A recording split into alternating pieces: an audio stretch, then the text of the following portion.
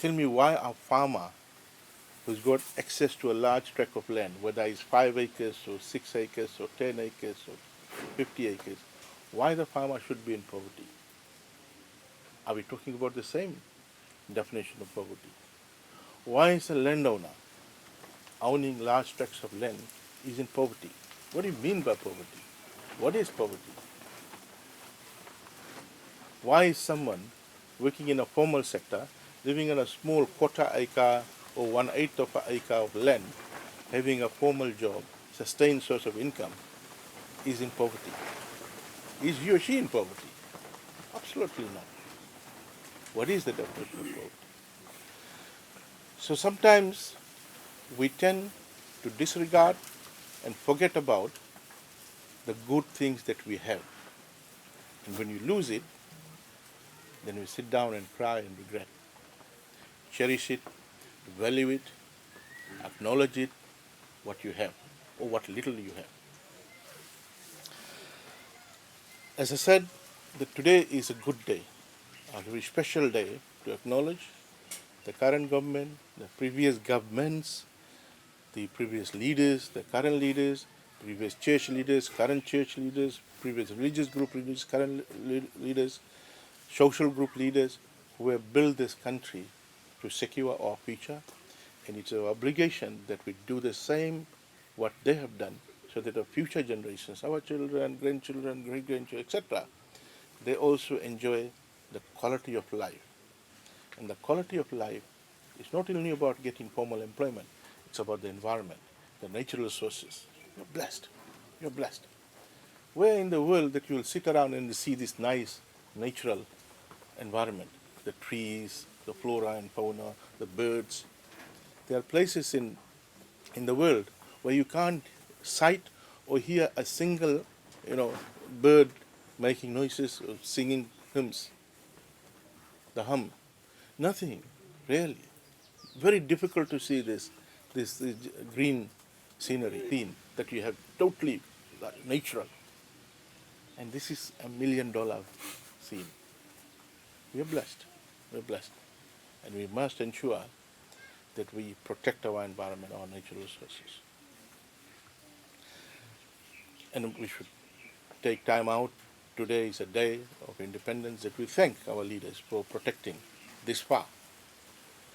When I come around and when I travel around and I see people throwing rubbish in our drains and our waterways, cutting down trees willy-nilly, I feel sad, I get sad that they have no idea, no appreciation about the value of nature around. Our lives, you all know, are intertwined with our waterways, rivers and streams, lakes, ponds, coastal area.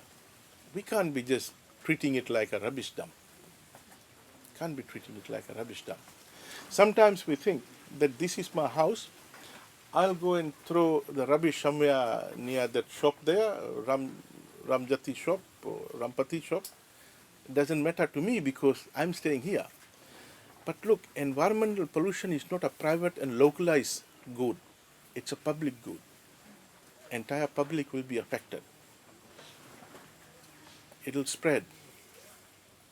And people's life will be at risk. Your life will be at risk when you pass that way. When it spreads, infection, pollution, it'll affect you. Not today, not next month, might not be next year, but that pollution that you are creating will affect you.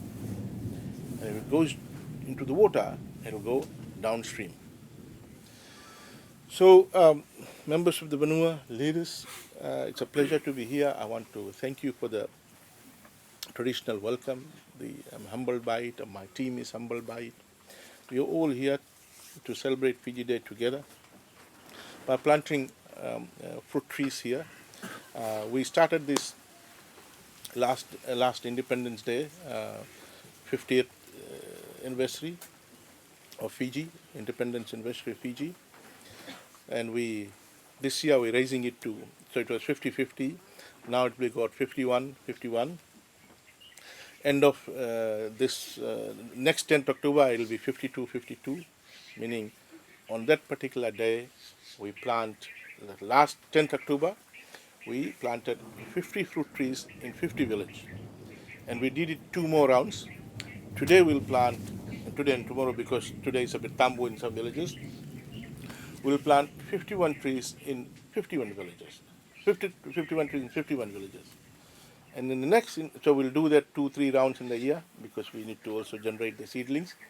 And then, next independence will be 52nd independence, so we'll do 52, 52, until we finish all the villages, about over 1,000 villages, 1,100 something. Why? Because while villages have access to food, but it may not be balanced food. We want our villages, people who live there, to have not only food security, but nutritional security. Balanced growth, fitness and wellness is important for mental growth, and mental growth is important for overall success and progress. So overall, it is fitting, this particular project is fitting in well with a number of objectives of the ministry, and the critical objective, one of the critical objectives is food and nutrition security. Thank you very much, and I look forward to having Talanoa with you once we have done the tree planting. Naka.